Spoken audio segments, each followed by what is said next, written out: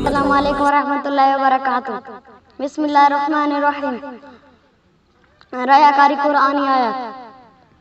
اللہ تعالیٰ کا ارشاد ہے، اور یہ منافق جب نماز کے لیے کھڑے ہوتے ہیں تو بڑے سست بن کر کھڑے ہوتے ہیں، لوگوں کو دکھاتے ہیں اور اللہ تعالیٰ کو بہت کم یاد کرتے ہیں۔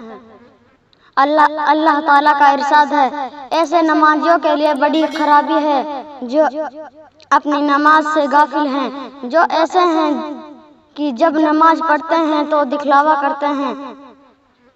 نماز سے غافل ہونے میں قضا کر کے پڑھنا یا بے دھیانی سے پڑھنا یا کبھی پڑھنا کبھی نہیں پڑھنا سب شامل ہے۔ نبی کریم صلی اللہ علیہ وسلم کی احادیث۔ حضرت انس بن مالک رضی اللہ عنہ رسول اللہ صلی اللہ علیہ وسلم کا ارشاد نقل فرماتے ہیں کہ انسان کے برا ہونے کے لیے اتنا کافی ہے کہ دین یا دنیا کے بارے میں اس کی طرف انگلیوں سے اشارہ کیا جائے، مگر یہ ہے کہ کسی کو اللہ تعالیٰ ہی محفوظ رکھے۔ انگلیوں سے اشارہ کا مطلب مشہور ہونا ہے۔ حدیث میں مراد یہ ہے کہ دین کے معاملے میں شہرت کا ہونا دنیا کے بارے میں مشہور ہونے سے زیادہ خطرناک ہے، کیونکہ شہرت حاصل ہونے کے بعد اپنی بڑائی کے احسان سے بچنا ہر ایک کے بس کی کام نہیں۔ البتہ اگر کسی کی شہرت غیر اختیاری طور پر اللہ تعالیٰ کی طرف سے ہو اور اللہ تعالیٰ اسے صرف اپنے فضل سے نفس اور شیطان سے محفوظ رکھیں تو ایسے مخلصین کے حق میں شہرت خطرناک نہیں۔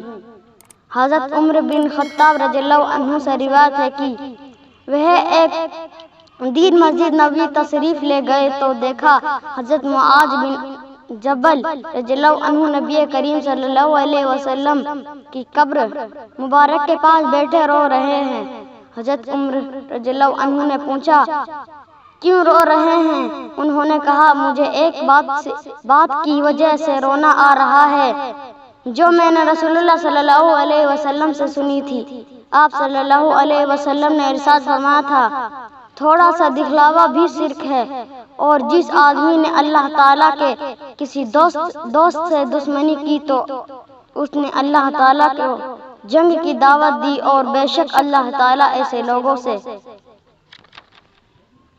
محبت فرماتے ہیں جو نیک ہوں، متقی ہوں اور ایسے چھپے ہوئے ہوں کہ جب موجود نہ ہوں تو ان کو تلاش نہ کیا جائے، اور اگر موجود ہوں تو نہ انہیں بلایا جائے اور نہ انہیں پہچانا جائے۔ ان کے دل ہدایت کے روشن چراغ ہیں، وہ فتنوں کی کالی آندھیوں سے دل کی روشنی کی وجہ سے اپنی دین کو بچاتے ہوئے نکل جاتے ہیں۔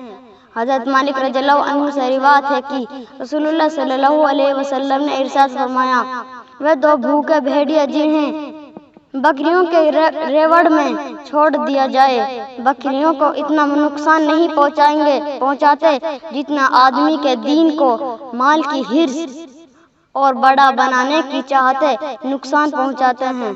السلام علیکم ورحمۃ اللہ وبرکاتہ۔ ایسے اچھی ویڈیو ہم لاتے رہیں گے۔ ویڈیو اچھی لگی تو لائک کریں، شیئر کریں، سبسکرائب کریں۔